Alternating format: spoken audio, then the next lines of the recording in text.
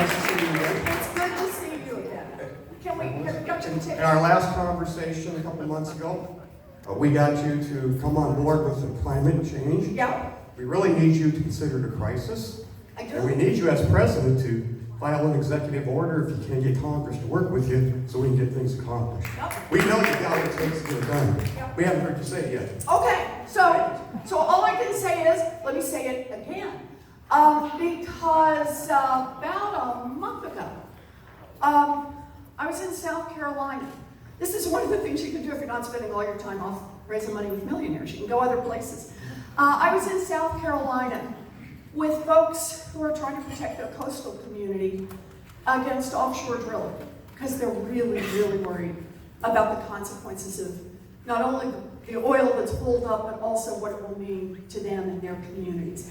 I went from there to Colorado, where they are experiencing the worst drought in 1,200 years. Think about that. And then I went from there to Utah, where the wildfire season was the worst that it has been in over a generation. 3 different effects from climate, but all flashing red lights that climate is a crisis and that we need to respond now.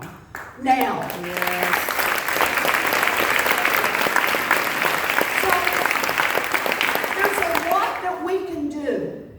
But here's the good news, and we'll have to fight a lot of things out in Congress over this. There's going to be a lot because it's going to take a lot in order to reverse the path that we are on. But here's the good news. There is a lot that a president of the United States, oh, I love saying this, can do by herself.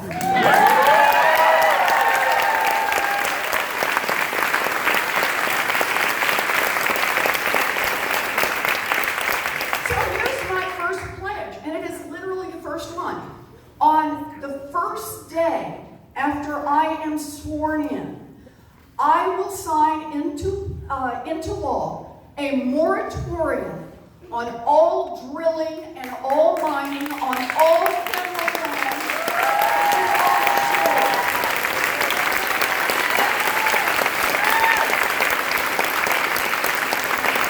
That's about a quarter of all our land mass, and it takes all of our federal lands and puts them on the side of being part of the climate solution.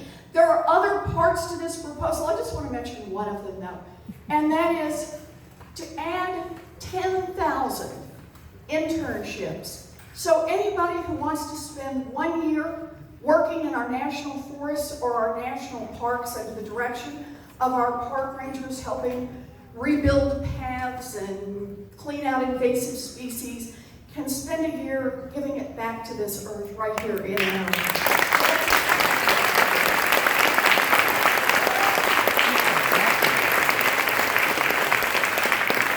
So there are a lot of pieces, but it starts exactly where you want to start. And that is with the acknowledgement that this is a crisis and that we have no time to spare. We are world leaders.